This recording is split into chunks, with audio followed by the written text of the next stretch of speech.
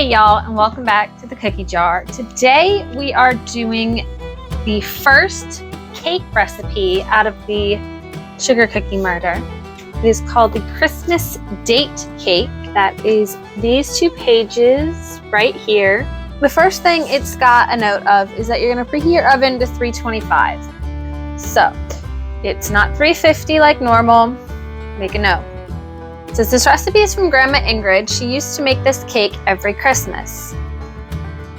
Now, this recipe has the ingredients in 3 separate places, but it says kind of the order you're going to use them in. 2 cups of chopped pitted dates. You can buy chopped dates or sprinkle whole pitted dates with a bit of flour and then chop them in a food processor. 3 cups boiling water, 2 teaspoons of baking soda. And you're going to mix all those together and let them sit. And then another bowl, you're going to put a cup of butter, that's 2 sticks, soft or melted, 2 cups granulated sugar, 4 eggs, half a teaspoon of salt, 3 cups of flour, you don't have to sift it, and you're going to, let that cool and have your date mixture added to it. And then you're going to butter and flour. Again, I have that spray that does both. So a 9 by 13 inch cake pan. It does say this cake rises about 1.5 inches, so make sure the sides are tall enough. I'm just going to pour that in. And then once you have that in your pan, it says to add the following in this order before baking. So 12 ounces of chocolate chips, that's 2 cups, 1 cup of white granulated sugar, 1 cup chopped nuts. Use any nuts you like. I prefer walnuts or pecans. I had walnuts in the kitchen, so that's what I'm using. And then you bake it off for 80 minutes. And it says a cake tester or a long toothpick should come out clean 1 inch from the center when the cake is done. If you happen to stick the toothpick in and hit a chocolate chip, it'll come out covered with melted chocolate. Just wipe it off and stick it in again to test the actual cake batter. And let it cool on a wire rack. It can be served slightly warm at room temperature or chilled. Very versatile, this cake, it seems. So, I have everything laid out in the kitchen. Let's get in there and get started. This is everything we're going to be using today. Okay, so the first thing we're doing is we're taking our 2 cups of the dates and we're pouring in 3 cups of the boiling water. Now, it doesn't actually, it says to mix it in with the 2 teaspoons of baking soda. And then later, once it's cooled off, you're going to add it into your other mixture. But it doesn't say what to do with it. Like, do I pour all the water in or just the dates? I don't know what to do with that. It says it foams up a bit. This is not foaming. Pour the boiling water over the dates, add the soda, set them aside to cool.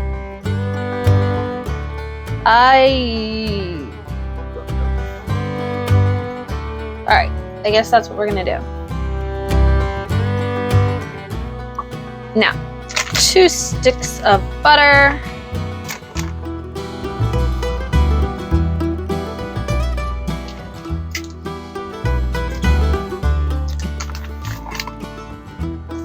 To our 2 sticks of butter, we are adding 2 cups of white sugar.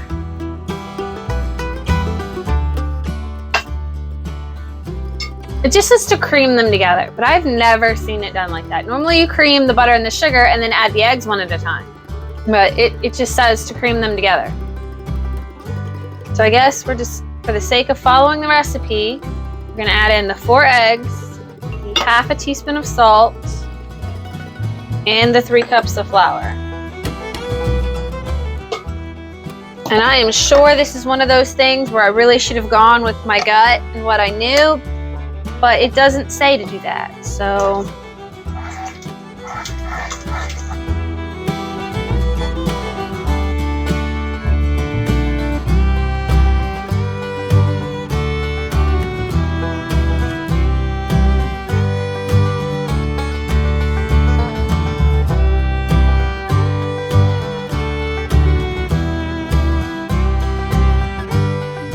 Next thing we're supposed to be doing is dumping the cooled off dates into the butter. But these aren't very cool. This feels very hot. I don't know how long this is supposed to cool off for. I'm not even really sure what it's doing. They weren't dehydrated. necessarily, like they didn't feel like your regular dried fruit. So I don't feel like they're really plumping up. I don't. It also doesn't say whether to drain them or not. So I'm thinking this whole bowl of 3 cups of water and the dates are supposed to go into the cake, which would make sense because the baking soda isn't there and that's the rising agent. Ugh. I hope this cake is good because it's giving me serious confusion. So I guess I'm just gonna let this cool off, maybe like 5-10 minutes. I think I'm actually gonna put it in the fridge. I don't know, how does that affect baking soda? Ooh, should I put it in the fridge?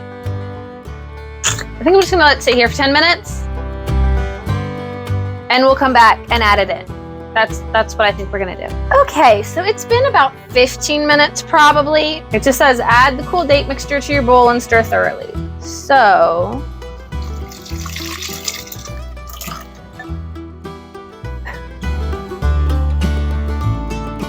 maybe try, I don't know, because this is slushy. This isn't working.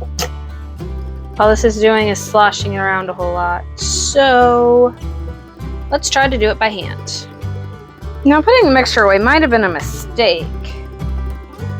Because this doesn't, maybe a whisk? I don't know. It doesn't seem to really actually want to mix into the date stuff. It's like the butter, sugar, flour, eggs is all clumped together. I am this close to grabbing a whisk, y'all. I know it doesn't say to whisk it together, but like, I don't know what else to do. Maybe the remaining hot water will melt the butter and it'll blend. It's definitely very wet feeling for a cake batter, but it's got all of those clumps in there that I'm sure once blended will make it a little thicker. Oh.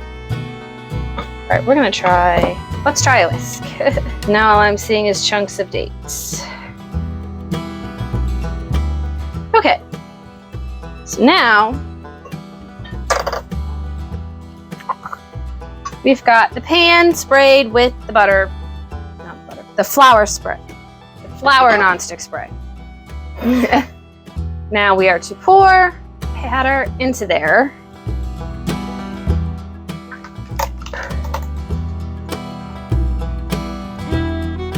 That this is one of the deeper 9x13 pans I've ever owned.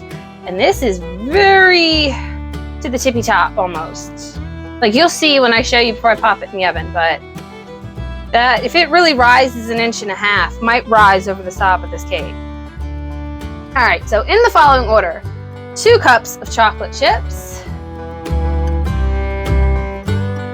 How on earth you are supposed to be able to put a tester in here and not hit a chocolate chip? I don't understand, because that is a lot of chocolate chips, mind y'all. 1 cup of granulated sugar.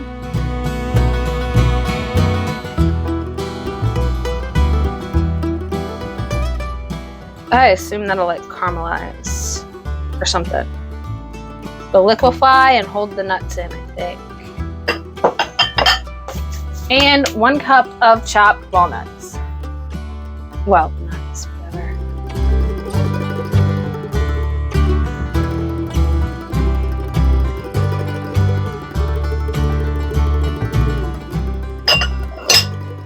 Here is everything. And like I said, I have a deep 9x13. And it's supposed to rise 1.5 inches. I have a feeling this is coming out of this pan. How much of a mess it'll be, I don't know. But we will see. So 325 for 80 minutes. Here's what it looks like cooled off and out of the oven. So this is a slice out of it. It is extremely chocolatey. Okay.